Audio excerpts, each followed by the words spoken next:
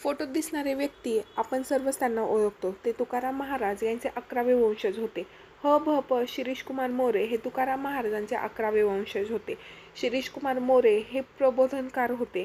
त्यानंतर कीर्तनकार होते. ते चांगलं म्हणजे लोकांना प्रबोधन करायला शिकवत होते, चांगल्या गोष्टी सांगत होते. परंतु आयुष्याच्या या बाजीमध्ये त्यांना स्वतःचं प्रबोधन मात्र करता आलं नाही. कारण बुधवारी सकाळी शिरीषकुमार मोरे यांनी आपल्या राहत्या घरी परिस्थितीला कंटाळून आत्महत्या केली असं आपण न्यूज चॅनलमध्ये बघत आहोत. त्यांनी 4 चिठ्ठ्या लिहून ठेवल्या होत्या आणि त्या चिठ्ठ्यांमध्ये त्यांनी आपण आईवडिलांना वयाच्या ह्या म्हणजे अवघ्या 30व्या वर्षी आपण जीवनाला सोडून जात आहोत, आपण आईवडिलांना फार मोठे दुःख करत आहोत असं त्यांनी त्या चिठ्ठीमध्ये लिहून स्वतःचं जीवन संपवलेलं आहे. आर्थिक अडचणीमुळे आणि कर्जामुळे त्यांनी हे टोकाचं पाऊल उचललं असं पोलिसांचं म्हणणं आहे.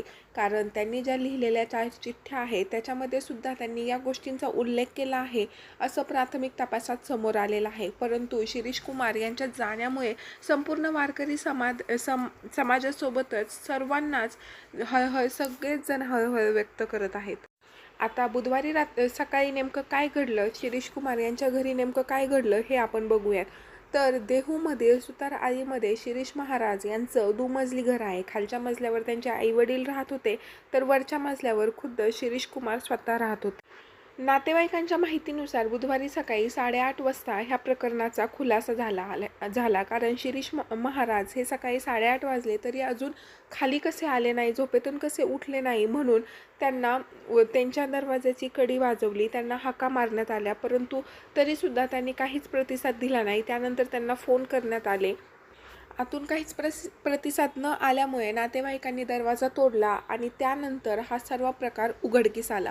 याच दरम्यान त्यांनी 4 चिठ्ठ्या लिहिलेल्या आहेत. तर पहिली चिठ्ठी आई वडील आणि बहिणीला लिहिलेली आहे, दुसरी चिठ्ठी होणाऱ्या पत्नीला, तिसरी चिठ्ठी संपूर्ण कुटुंबाला आणि चौथी चिठ्ठी मित्रांना. याद्वारे त्यांनी शेवटचा संदेश ह्या 4 चिठ्ठ्यातून 4 वेगवेगळ्या व्यक्तींना दिलेला आहे. त्यांनी मित्रांना जी चिठ्ठी लिहिलेली आहे त्याच्यामध्ये त्यांनी कर्जाचा उल्लेख केलेला आहे. त्यामध्ये त्यांनी लिहिलंय की माझ्या डोक्यावर बरंचसं कर्ज आहे, त्यातील काही कर्ज कार विकून 7 लाखांपर्यंत कर्ज फिटेल, टोटल 32 लाख कर्ज आहे आणि बाकीचे 25 लाख कर्ज फेडण्यासाठी तुम्ही माझ्या कुटुंबाला मदत करा असं निवेदन त्यांनी आपल्या मित्रांना केलेलं आहे. तर दुसऱ्या चिठ्ठीतून त्यांनी आई वडील बहीण आणि होणाऱ्या पत्नीला संदेश दिलेला आहे. त्यामध्ये त्यांनी होणाऱ्या पत्नीला असं सांगितलंय की मी तुला खूप स्वप्न दाखवली होती, परंतु ते पूर्ण न करताच मी चाललेलो आहे. माझ्या सखे, तू तुझं आयुष्य जग आणि माझ्या म्हणजे मी जे मला माफ कर.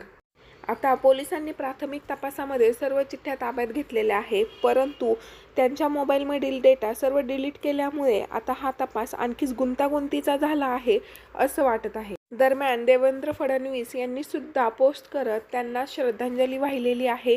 त्यांनी असं लिहिलेलं आहे की नातेवाईक आणि स्नेहजनित यांच्या दुःखामध्ये आम्ही सुद्धा सहभागी आहोत. त्याचबरोबर राज्याचे मंत्री नितेश राणे यांनी सुद्धा त्यांच्या आकस्मिक निधनावर शोक व्यक्त केला आहे आणि त्यांना भावपूर्ण श्रद्धांजली वाहिली आहे. आता शिरीषकुमार मोरे हे कोण होते हे आपण थोडक्यात सांगू. तर शिरीषकुमार मोरे हे संत तुकाराम महाराज यांचे 11वे वंशज होते. ते राज्यभरात शिवविख्याते म्हणून प्रसिद्ध होते आणि ते कट्टर हिंदुत्ववादी विचारांचे होते. त्यांचे विचार अनेकदा चर्चेमध्ये सुद्धा राहिलेले आहेत. त्यांनी असं म्हटलेलं होतं की ज्याच्या कपाळावर टिळा नाही त्याच्याकडून खरेदी करणं टाळा असं सुद्धा त्यांनी जनतेला आव्हान केलेलं होतं. त्याचबरोबर हिंदूंवर होणाऱ्या अत्याचारांवर कायम ते बोलत असायचे. त्याचबरोबर लव जिहाद, उद्योग जिहाद, त्यानंतर असे धर्मांतर, अशा वेगवेगळ्या मुद्द्यांवर सुद्धा त्यांचे भाष्य कायम गाजलेले असायचे. शिरीष महाराज हे उदरनिर्वाहासाठी कीर्तन आणि प्रवचन करायचे. त्याचबरोबर निगडी येथे त्यांचे इडली उपाहारगृह सुद्धा होतं. परंतु या सगळ्यांमधून उत्पन्न काही जास्त जेमतेमच होतं, त्यामुळे त्यांची परिस्थिती बेताचीच होती असं सांगितलं जातं. आता शिरीष महाराज हे छत्रपती शिवाजी महाराज यांचा इतिहास त्यांच्या प्रवचनामधून सांगायचे. त्याचबरोबर विशाळगडावर जी अतिक्रमणं झालेली आहेत त्या मुद्द्यावर सुद्धा त्यांनी आक्रमक अशी भूमिका घेतली होती. म्हणजे थोडक्यात जर म्हणायचं म्हटलं तर छत्रपती शिवाजी महाराजांचा इतिहास ते लोकांपर्यंत पोहोचवत होते आणि हिंदुत्ववादी चळवळींशी ते नेहमीच संलग्न होते, नेतृत्व करत होते. आता यांच्या ह्या प्रकरणामधून आता काय बोलायचं की आता म्हणजे बरेचसे लोक असं म्हणतील की 32 लाख कर्ज होतं, फेडलं असतं, ते लोकांना प्रबोधन करत होते, परंतु त्यांनी स्वतःचं प्रबोधन केलं नाही.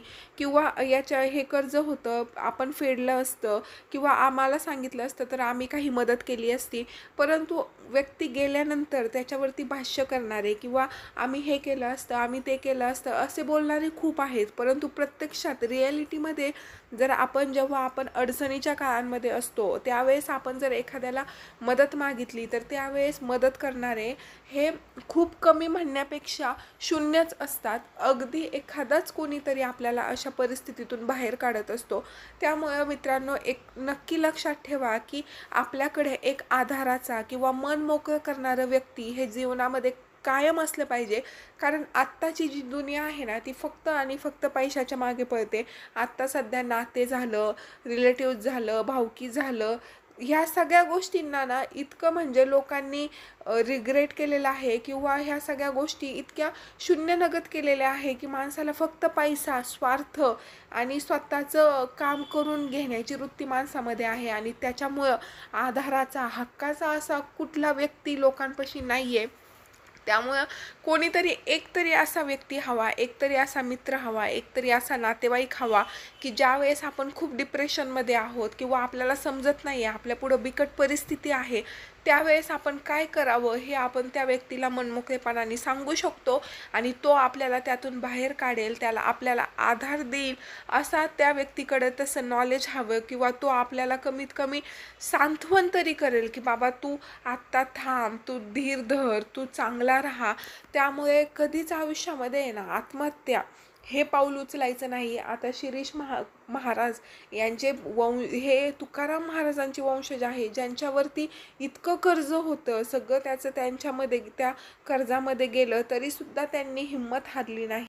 परंतु स्वतः शिरीष महाराज मोरे ह्यांनी कर्जामध्ये स्वतःला म्हणजे परिस्थितीशी लढण्यासाठी कमकुवत बनवून घेतलं आणि त्यांनी एकदम शेवटचा आत्महत्या हा सर्वात मोठा गुन्हा आहे, सर्वात मोठं पाप आहे असं पुराणांमध्ये सांगितलेलं आहे. शेवटी ईश्वर त्यांच्या आत्म्यास शांती देवो, त्यांना भावपूर्ण श्रद्धांजली.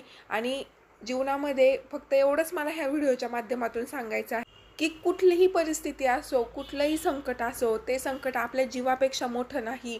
त्याच्यामुळं कधीच जीवन संपवावं असं कधीच ते टोकाचं पाऊल उचलावं नाही. आता महाराजांनी जरी त्यांचं जीवन संपवलेलं असेल तरीसुद्धा कर्जमुक्ती तर झाली नाही ना, त्यांच्या कुटुंबाला ते कर्ज आज न उद्या फेडायचंच आहे. त्यामुळं कधीच कुठल्याच परिस्थितीमध्ये संकटाशी हार न मानता संकटाशी झुंज द्या. आणि स्वतःचा जीव हा खूप मौल्यवान आहे, त्याच्या इतकं मोठी संपत्ती दुसरी कुठलीच नाही आहे. त्याच्यामुळे स्वतःच्या जीवाला जपा, व्यसनमुक्त राहा, सगळ्या गोष्टी एक म्हणजे आपलं जीवन वाचवण्यासाठी करा. व्हिडिओ आवडला असेल तर प्लीज लाईक करा आणि त्यांच्या आत्म्यास खरंच शांती लाभो.